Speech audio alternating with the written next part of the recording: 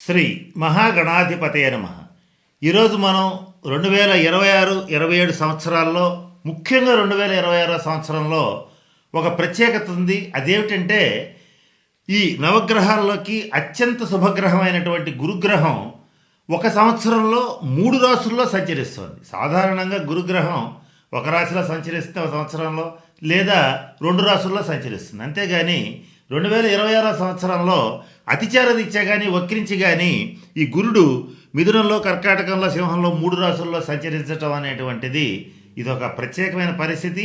ఈ సంచారం వల్ల ద్వాదశ రాశుల వాళ్ళకి ఎలా ఉంటుంది, ఈ సంచారంలో ప్రత్యేకత ఏమిటి అని కనుక మనం గమనించినట్లయితే, సాధారణ సంవత్సర గోచార ఫలితాలు చూసేటప్పుడు గురు, శని, రాహుకేతువులకు సంబంధించినటువంటి ప్రధాన గ్రహాల యొక్క సంచారాన్ని పరిశీలిస్తాం. సాధారణ పాపగ్రహాలైనటువంటి శని, రాహుకేతువుల యొక్క చెడ్డ ఫలితాలని కూడా కౌంటర్ చేస్తూ, వాటిని అతిక్రమించి, సాధారణ సంవత్సర ఫలితాల్లో ఆదాయ వ్యయాలను కూడా అతిక్రమించి అంతకు మించినటువంటి ఫలితాలని ఈ గురుగ్రహం అనేటువంటిది ద్వాదశ రాశుల వాళ్ళ మీద ఫలితం ఇవ్వడం అనేటువంటిది జరుగుతుంది. దాంట్లో ఇప్పుడు వృశ్చిక రాశి వారికి ఎటువంటి శుభ ఫలితాలు రాబోతున్నాయి, ఏ రకమైనటువంటి జాగ్రత్తలు తీసుకోవాలి, ఏ నెలల్లో జాగ్రత్తలు తీసుకోవాలి, ఇటువంటి అనేక అంశాల గురించి ఇప్పుడు తెలుసుకుందాం. అలాగే మన ఛానల్లో రాబోయేటువంటి వీడియోస్ ఏమిటంటే, వృశ్చిక రాశి వారు ఏ నెలలో ఏ రకమైన పనులు చేస్తే బాగా కలిసి వస్తుంది, ఏ విషయాల్లో జాగ్రత్తగా ఉండాలి, ఏ పనులు చేయకూడదు ఏ నెలలో, ఇటువంటివన్నీ కూడా మీకు త్వరలో తెలియజేస్తాను. మన వాయిస్ ఆఫ్ వేసం ఛానల్ని కాస్త గమనించి తగిన జాగ్రత్తలు తీసుకోండి. బాగున్నప్పుడు ధైర్యంగా మరింత ఉత్సాహంతో ముందుకెళ్ళడానికి ఇవన్నీ మీకు ఉపయోగపడతాయని ఇప్పుడు మీకు నేను తెలియజేయడానికి ప్రయత్నం చేస్తున్నాను. ఇకపోతే వృశ్చిక రాశి అంటే విశాఖ నక్షత్రం 4వ పాదం, అలాగే మనకు తెలుసు అనురాధ నక్షత్రం 1, 2, 3, 4 పాదాలు, జ్యేష్ఠ నక్షత్రం 1, 2, 3, 4 నక్షత్ర పాదాల్లో జన్మించిన వాళ్ళందరినీ కూడా వృశ్చిక రాశి జాతకుల కింద పరిగణిస్తాం. ఇక్కడ ఈ వృశ్చిక రాశి జాతకులకి మొత్తానికి ఎలా ఉంటుందో చెప్తాను. అట్లాగే రాబోయేటువంటి వీడియోస్లో, షార్ట్స్లో కానీ ఇన్స్టాగ్రామ్లో కానీ ఒక్కొక్క నక్షత్రానికి ఒక్కొక్క ఫలితాలు ఈ 2026-27 సంవత్సరాల్లో రాబోతున్నాయి. ఇవన్నీ కూడా మీకు నేను తెలియజేయడం అనేటువంటిది చేస్తాను. ప్రస్తుతం ఈ వృశ్చిక రాశికి 2026 జనవరి నుంచి మే అంటే జూన్ 1వ తారీఖు వరకు 5 నెలల కాలం పాటు వృశ్చిక రాశి నుంచి అష్టమ స్థానంలో గురుడు సంచరించటం అనేటువంటిది జరుగుతుంది. ఈ అష్టమ స్థానంలో ఈ వృశ్చిక రాశికి గురుడు గోచారులు ఇచ్చేటువంటి ఫలితాలు అంత గొప్పగా ఉండవు. కానీ ఒక ప్లస్ పాయింట్ ఏంటంటే, అష్టమ స్థానంలో ఉంటూ ద్వితీయ రాశిని చూస్తుంటాడు కనుక కుటుంబపరమైన అంశాల్లో మంచి శుభవార్తలు వినడం అనేటువంటిది జరుగుతుంది. సంతానపరమైనటువంటి అంశాల్లో కూడా మంచి శుభవార్తలు వినడం కూడా జరుగుతుంది. వీటితో పాటుగా గతంలో ఏదైనా సరే కొంత అనారోగ్యాలున్నా ఈ 2026 సంవత్సరంలో ఆ అనారోగ్యాలు తగ్గి మంచి ఆరోగ్యవంతులు అవడం కూడా జరుగుతుంది. ద్వితీయ స్థానం ధనస్థానం అవ్వడం వల్ల వీళ్ళకి ఫైనాన్షియల్గా కూడా మంచి శుభ ఫలితాలు ఉంటాయి. జనవరి నుంచి జూన్ వరకు, అంటే జనవరి, ఫిబ్రవరి, మార్చి, ఏప్రిల్, మే, ఈ 5 నెలల పాటు మాత్రం ఇటువంటి శుభ ఫలితాలు ఉంటాయి. మరి ఇబ్బంది ఏముంటుంది అని కనుక గమనించినట్లయితే, అష్టమ స్థానంలో ఉన్నటువంటి గురుడు ఈ వృశ్చిక రాశి వాళ్ళు చేసేటువంటి పనుల్లో కానీ, అలాగే ఆలోచనల్లో కానీ ప్రతి దాంట్లోనూ కొంత ఆటంకాలు కల్పిస్తూ ఉంటాడు. మీ యొక్క కాన్ఫిడెన్స్ అనేటువంటిది తగ్గిపోతుంది, అంటే సెల్ఫ్ కాన్ఫిడెన్స్ కాస్త తగ్గుతుంది. మీరు మంచి చేసినా కూడా మీకున్నటువంటి కొంతమంది రహస్య శత్రువులు చాటుగా మిమ్మల్ని విమర్శించటం, బదనాం చేయటం, అంటే చాటుగా మిమ్మల్ని డీగ్రేడ్ చేయటం, మీ గురించి చెడ్డగా ప్రచారాలు చేయటం, ఇటువంటి వాటిల్లో సఫలీకృతం అవుతారు. ఎప్పటిదాకా? 2026 సంవత్సరం జనవరి నుంచి జూన్ దాకా. ఇక జూన్ నుంచి వృశ్చిక రాశికి రాజయోగ కారకుడైనటువంటి గురుడు ఇక్కడ కర్కాటక రాశిలోకి ప్రవేశించి June, July, August, September, October నెలల్లో కూడా కర్కాటక రాశిలో సంచరించడం జరుగుతుంది. ఇది అద్భుతమైనటువంటి కాలం ఈ వృశ్చిక రాశి వాళ్ళకి. ఇందాకటి కాలం కొంత ఇబ్బందులు అనేవి వస్తాయి. దాన్ని ఎట్లా పరిహరించుకోవాలో పరిహారాలు, రెమెడీస్ పార్ట్లో మీకు చెప్తాను. కానీ ఈ టైం నేను చెప్పింది జూన్ నుంచి అక్టోబర్ వరకు 2026 సంవత్సరంలో ఉన్నటువంటి ఈ టైం ఏదైతే ఉందో మీకు అద్భుతమైనటువంటి రాజయోగాన్ని ఇస్తుంది. ఎలా ఇస్తుంది, ఏ రంగాల్లో ఇస్తుందని గమనిస్తే, ఇది భాగ్యస్థానం కనుక ఆయన మీకు ఫైనాన్షియల్గా చాలా శుభ ఫలితాలను ఇస్తాడు. గతంలో ఏమైనా రుణాలు చేస్తే ఈ టైంలో మీరు తీర్చుకోగలుగుతారు. అలాగే ఎవరైతే ఈ వృశ్చిక రాశి వాళ్ళు ఉంటారో వీళ్ళు చక్కగా వివాహ ప్రయత్నాలు చేస్తూ ఉంటే వాళ్ళకి ఈ టైంలో అంటే 2026 జూన్ నుంచి అక్టోబర్ వరకు ఉన్నటువంటి టైంలో వివాహ ప్రయత్నాలు సఫలీకృతం అవుతాయి.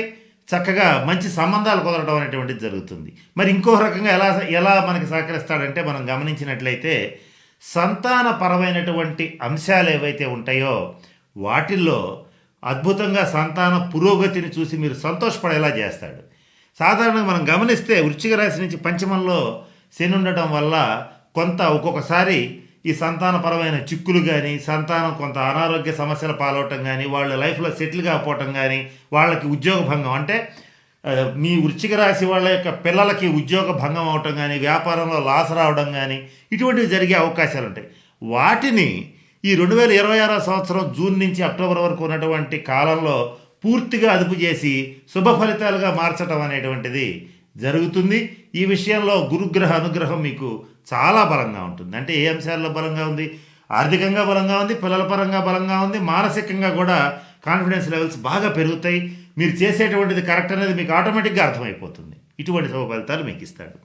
ఇక ఆ తర్వాత మనం గమనించినట్లయితే నవంబర్ డిసెంబర్ నెలల్లో దశమ స్థానంలోకి గురుడు సింహరాశిలో సంచరించడం అనేటువంటిది జరుగుతుంది.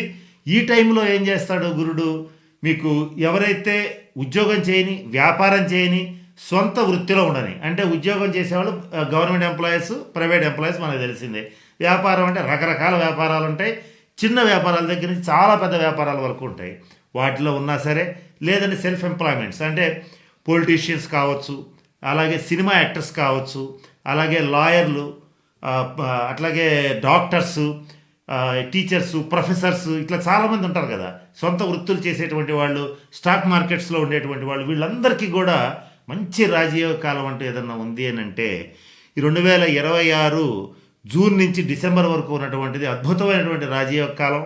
ఈ కాలంలో మీరు ఏ పని చేసినా కూడా చాలా బాగుంటుంది. నవంబర్ డిసెంబర్ నెలలో మీ వృత్తిలో ప్రమోషన్ వస్తుంది. అంటే ఉద్యోగస్తుడికి అయితే ప్రమోషన్ వస్తుంది, వ్యాపారస్తుడికి అయితే వ్యాపారం విస్తరించుకోవడానికి కావాల్సిన అవకాశాలు వస్తాయి. సెల్ఫ్ ఎంప్లాయ్మెంట్లో ఉండేటువంటి వాళ్ళకి అంటే స్వతంత్ర వృత్తులు చేసేటువంటి వాళ్ళకైతే మంచి అవకాశాలు, మంచి ప్రాజెక్ట్స్ చేతికి దొరుకుతాయి. ఇటువంటి శుభ ఫలితాలు ఉంటాయి. మరి ఇట్లా గురుగ్రహం అనేటువంటిది శనిగ్రహ ఫలితాలను కూడా కౌంటర్ చేస్తూ ఆ ఫలితాలని, ఆ దుష్ఫలితాలు ఏమన్నా ఉంటే వాటిని తగ్గిస్తూ ఇటువంటి శుభ ఫలితాలను గురుడు మీకు ఇవ్వబోతున్నాడు, ముఖ్యంగా 2026 జూన్ నుంచి.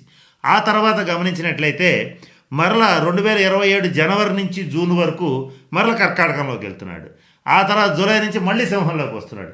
ఎట్లయినా కానీ 9వ స్థానంలో 10వ స్థానంలో మంచి స్థానాల్లో సంచరించడం అనేటువంటిది ఈ రాబోయేటువంటి 2026-27 సంవత్సరాలు రెండు కూడా అద్భుతమైనటువంటి శుభ ఫలితాలు వృశ్చిక రాశి వాళ్ళకి రాబోతున్నాయి.